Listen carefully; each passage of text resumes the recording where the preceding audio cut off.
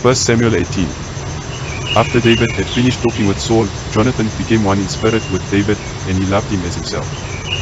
From that day Saul kept David with him and did not let him return home to his family. And Jonathan made a covenant with David because he loved him as himself. Jonathan took off the robe he was wearing and gave it to David, along with his tunic, and even his sword, his bow, and his belt. Whatever mission Saul sent him on, David was so successful that Saul gave him a high rank in the army. This pleased all the troops, and Saul's officers as well. When the men were returning home after David had killed the Philistine, the women came out from all the towns of Israel to meet King Saul with singing and dancing, with joyful songs and with timbrels and lyres. As they danced, they sang, "Saul has slain his thousands, and David his tens of thousands." Saul was very angry. This refrain displeased him greatly. "They have credited David with tens of thousands," he thought, "but me with only thousands. What more can he get but the kingdom?"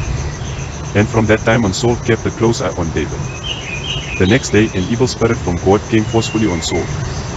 He was prophesying in his house, while David was playing the lyre, as he usually did. Saul had a spear in his hand, and he held it, saying to himself, "I'll pin David to the wall." But David eluded him twice. Saul was afraid of David, because the Lord was with David but had departed from Saul. So he sent David away from him and gave him command over 1,000 men, and David led the troops in their campaigns.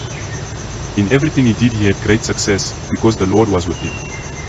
When Saul saw how successful he was afraid of him. But all Israel and Judah loved David, because he led them in their campaigns. Saul said to David, "Here is my older daughter Merab. I will give her to you in marriage, only serve me bravely and fight the battles of the Lord." For Saul said to himself, "I will not raise a hand against him. Let the Philistines do that." But David said to Saul, "Who am I, and what is my family or my clan in Israel, that I should become the king's son-in-law?" So when the time came for Merab, Saul's daughter, to be given to David, she was given in marriage to Adriel of Mahola.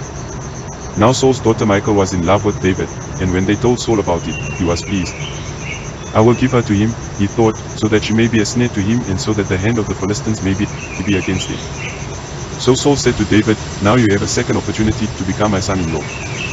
Then Saul ordered his attendants, "Speak to David privately and say, 'Look, the king likes you, and his attendants all love you, now become his son-in-law.'"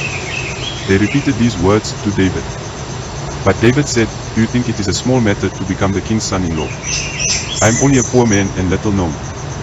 When Saul's servants told him what David had said, Saul replied, "Say to David, the king wants no other price for the bride than 100 Philistine foreskins to take revenge on his enemies."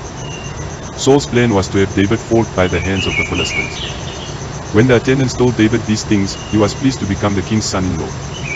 So before the allotted time elapsed, David took his men with him and went out and killed 200 Philistines and brought back their foreskins. They counted out the full number to the king so that David might become the king's son-in-law. Then Saul gave him his daughter Michal in marriage. When Saul realized that the Lord was with David and that his daughter Michal loved David, Saul became still more afraid of him, and he remained his enemy the rest of his days. The Philistine commanders continued to go out to battle, and as often as they did, David met with more success than the rest of Saul's officers, and his name became well known.